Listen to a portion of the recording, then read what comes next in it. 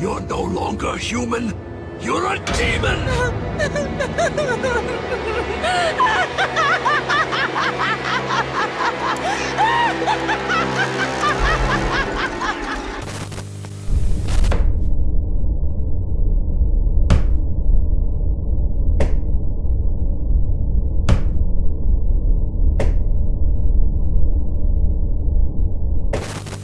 Eu sei que já virou uma espécie de meme aqui nesse canal eu falar que tudo é bizarro, né? Mas eu reforço que tudo isso tem fundamento. Olha isso aqui, cara.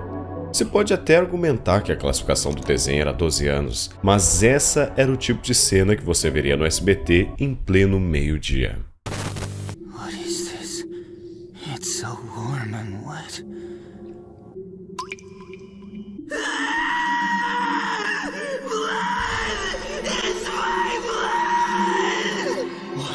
Me diz, qual desenho atual mostraria um moleque de 12 anos com um demônio selado dentro dele, odiado por toda uma vila, crescendo sozinho, sem pai nem mãe? Só o peso disso já é absurdo, cara. Ele recebe olhares de ódio, é tratado mal, mas não sabe nem o porquê. Ninguém explicou pra ele. Ele cresceu completamente sozinho, cara. Tá, tinha um Iruka lá que levemente se importava com ele, e o Hokage que foi responsável por cuidar do cara, né? Mas só dava miojo e leite vencido pra ele. Ainda por cima, o que o mantém vivo é justamente o que faz todos o odiarem: a raposa de 9 caudas.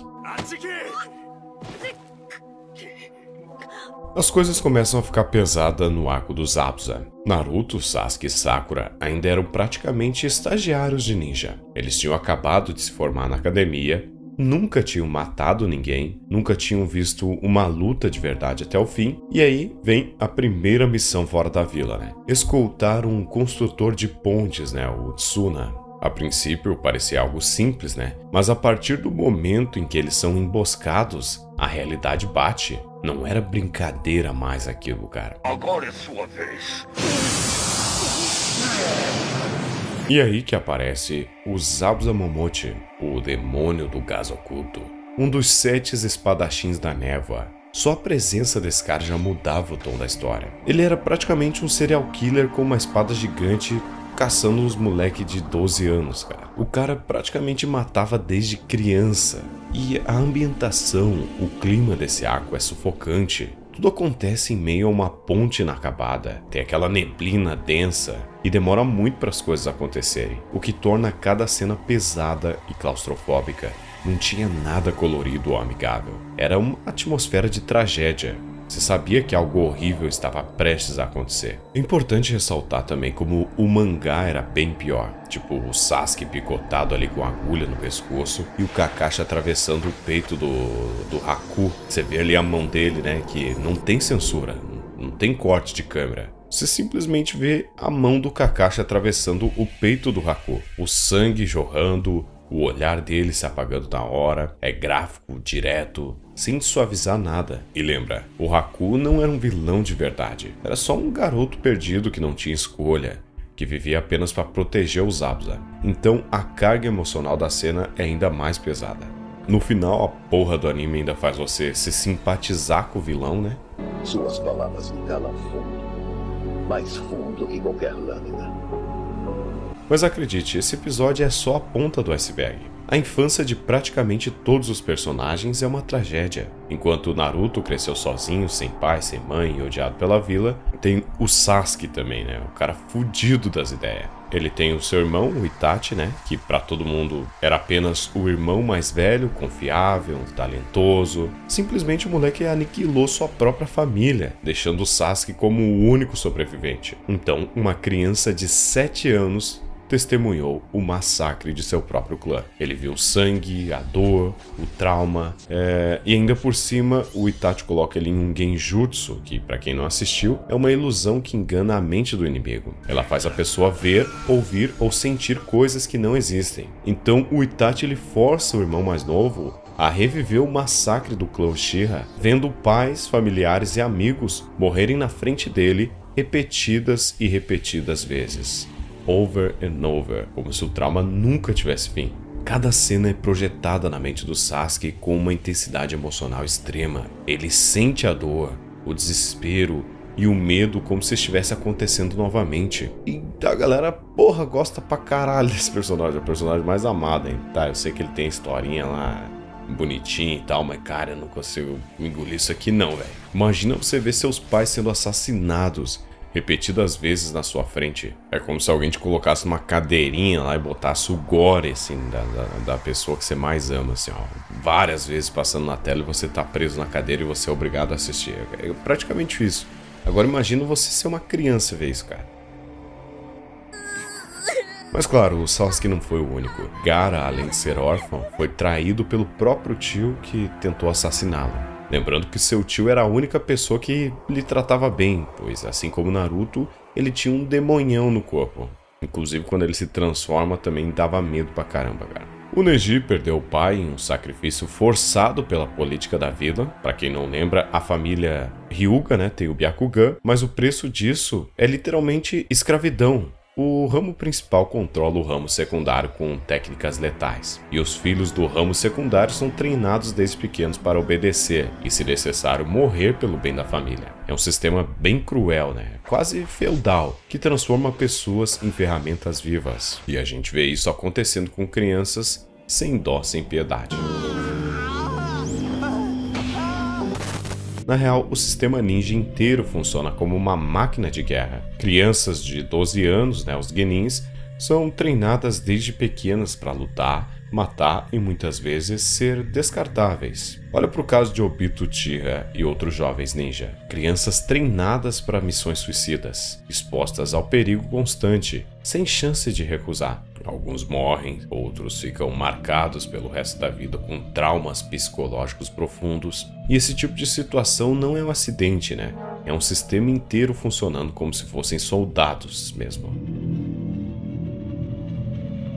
Aqui vai uma coisa que eu achava muito engraçado, mas se olharmos mais profundamente, é um tanto bizarro também. O jutsu de transformação, basicamente o usuário desse jutsu pode se transformar na pessoa que ele quiser. Aí já abre aspas para muita coisa. Homens ou mulheres usam isso para enganar as pessoas que gostam, fingindo ser alguém atraente ou alguém conhecido, manipulando os sentimentos dessa pessoa. Naruto até mesmo fez isso com a Sakura quando era só uma criança, tentando conseguir um beijo. O cara se transforma no Sasuke e só não consegue beijar ela que dá uma caganeira bizonha nele lá por causa do leite estragado do Hokage.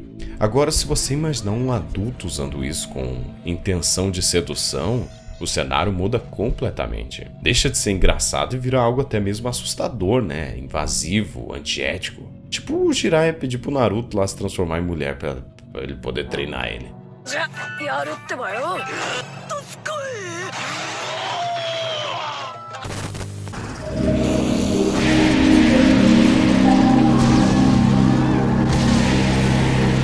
E é como esse usuário falou aqui. O conceito das bijus são bizarros também. Kurama, a raposa de 9 caudas, poderia ser muito bem descrita como uma abominação cósmica, um ser tão poderoso que ele assombra constantemente os sonhos do seu hospedeiro. Então você consegue imaginar o Naruto preso com aquilo dentro dele. Não sei, vai que a própria consciência dele sussurra algumas coisas em certos momentos. A simples visão de Kurama, ainda selada dentro do Naruto, é uma coisa sinistra. Quando ela sai, fica pior ainda.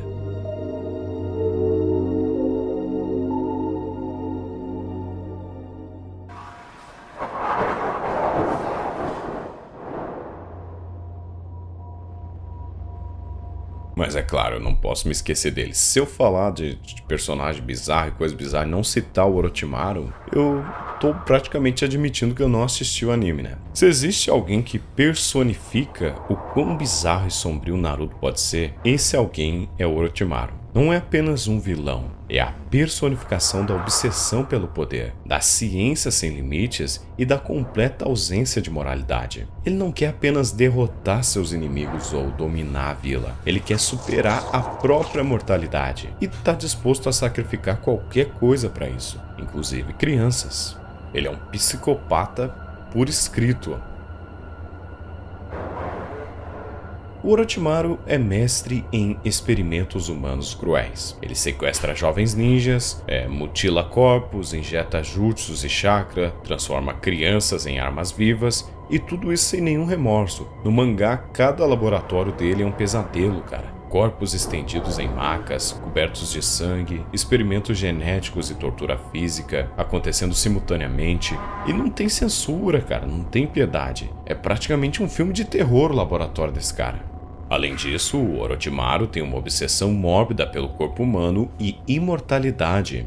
Ele vê a própria vida e a dos outros como algo descartável, usando clones, corpos substituídos e experiências para continuar existindo. Imagine alguém sendo escolhido como recipiente para um ser obcecado por eternidade, sem qualquer chance de consentimento. É completamente bizarro e perturbador. Tanto que quando ele vê o Sasuke, ele fica tudo se lambendo lá, cara, querendo o moleque.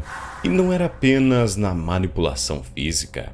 Orochimaru também é mestre em terror psicológico. Ele sabe explorar os medos dos seus inimigos, usando genjutsu, conhecimentos médicos e técnicas proibidas para distorcer a realidade e quebrar a mente de qualquer um que se opõe a ele, botando até mesmo adultos para tremer. A música desse cara, a forma com que ele agia, tudo invocava algo que me dava muito medo quando criança. E se você acha que Naruto é sombrio, pense em quanto mais cruel ele poderia ter sido se tivesse sido escrito com a mesma frieza e intensidade de obras como Berserk. É uma coisa mais para adulto. Seria muito pior, mas ao mesmo tempo seria um anime dark com um clima muito bacana. Apesar de tudo isso, o anime tinha suas partes boas, lições de amor e humildade que ensinaram os jovens. Mas mesmo assim, vemos o contraste com o Boruto, que é a versão da nova geração do anime, que não chega nem aos pés da versão antiga, em questão tanto de qualidade quanto de bizarrice, cara? Mas é isso, você concorda comigo ou acha que eu tô exagerando de novo, que nem no vídeo de Chaves? Comenta aqui embaixo que eu vou dar uma lida aí